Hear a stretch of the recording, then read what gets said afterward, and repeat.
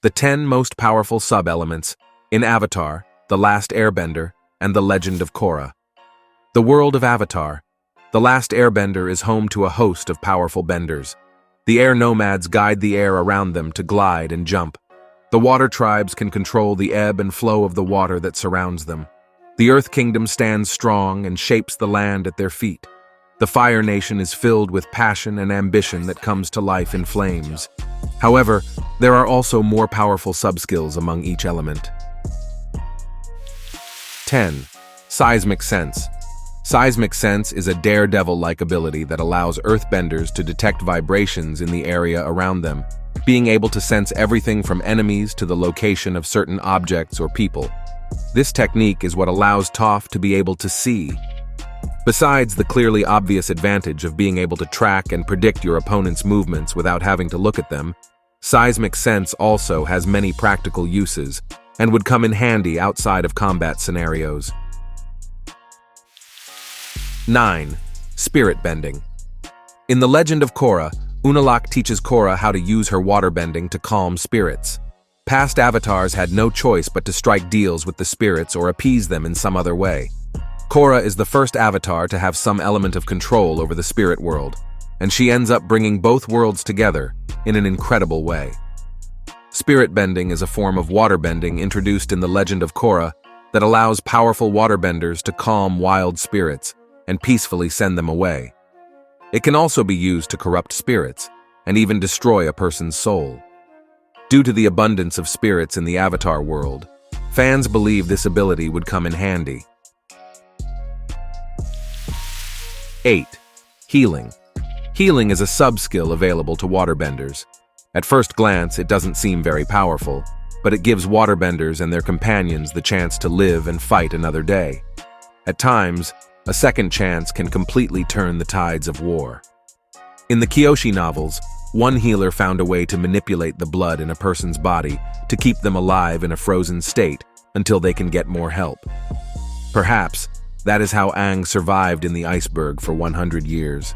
It's not as flashy as most of the other techniques on this list, but its advantages are undeniable. 7. Lightning Generation. Some firebenders achieve a balance between their minds and spirits that lets them generate lightning. Instant electrocution is a KO in any fight. Azula almost destroyed the Avatar cycle when she hit Aang with a blast of lightning. Some firebenders have learned a less powerful form of lighting bending that lets them redirect the flow of lightning and release it safely. In The Legend of Korra, lightning bending is more common, and lightning benders are used as a source of electricity to power up the city. This is an incredibly powerful subskill of firebending that is highly potent and also highly dangerous for both the user and whoever the lightning is being targeted at. Because of its volatility, many fans are wary of taking on this specialized bending technique.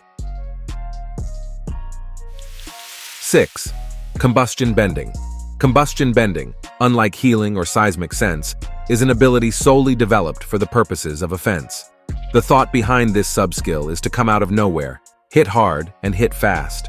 Through mastery of breath control, focus, and likely years of training, these benders can focus on a single space relatively far away and cause a large explosion without giving any hint of their attack or location. Benders or this variety plagued both Avatar Aang and Avatar Korra. 5. Flight. Though fans only ever see it used by one person throughout the entirety of the Avatar series, Zahir, it's immediately shown to be both powerful and awe-inspiring.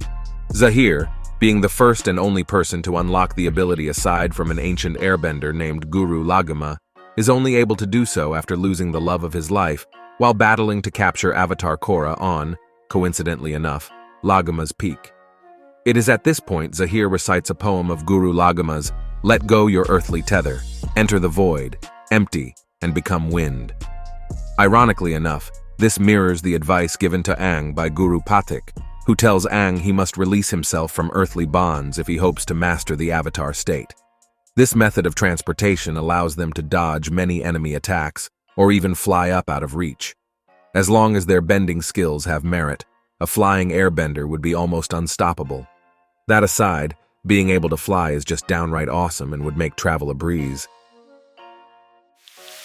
4. Metal bending. Developed by the greatest earthbender to have ever lived, Toph Beifong, metal bending was thought to be impossible until Toph managed to pull it off. Using the impurities in metals, Toph managed to do something that no earthbender had ever done: bend metal. The skill becomes so important, in fact, that whole sections of the Earth Kingdom are developed around the skill.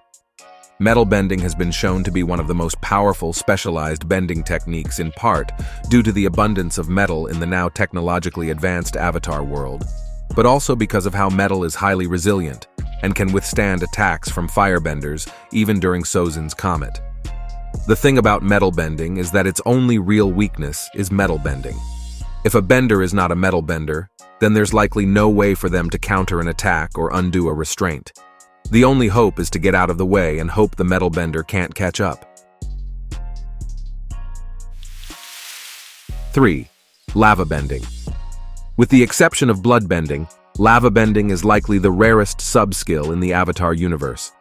Throughout the course of the series, fans are only introduced to 5 benders with the capability, 3 of which are avatars. Aside from avatars Sito, Kyoshi, and Roku, only Gazan and Bolin are shown to have the ability.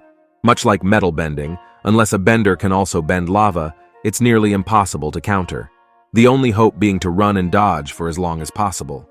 A lava bender user can overwhelm other benders quickly and inflict mass destruction, as seen when Gazan demolishes a section of Ba Sing Se's wall in a matter of seconds. Some earthbenders discover they have a skill that seems closer to firebending or waterbending. These powerful earthbenders can guide the flow of lava by diverting its destruction or raising a wall of lava to act as a dam. This can result in immense destruction like leveling mountains and splitting continents, to say nothing of its offensive capabilities in a regular fight. A powerful enough lava bender could even create islands. 2. Bloodbending. Bloodbending is perhaps the most powerful sub-skill.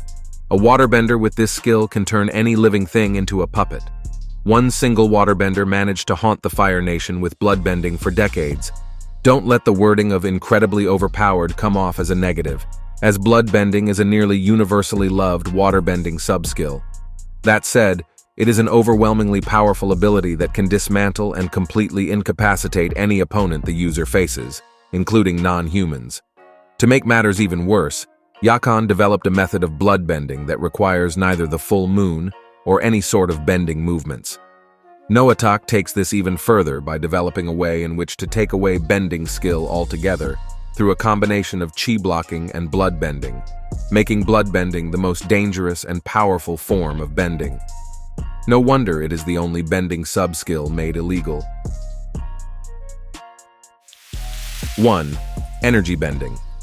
Aang and Korra are the only benders shown to have this ability, and it's clearly a sheer and incredible responsibility. Aang uses his power to take Ozai's firebending in Sozin's comet, and Korra uses hers in Endgame to restore the benders whose abilities were taken by Amand. It takes the cake over bloodbending because while Amand used bloodbending to block chi paths similar to Ty Lee's abilities, energy bending goes beyond that, to the manipulation of someone's spirit and life force. It's a staggering bending form because there is nothing physical about it. And what's more, only the Avatar has ever had the capability to execute it properly.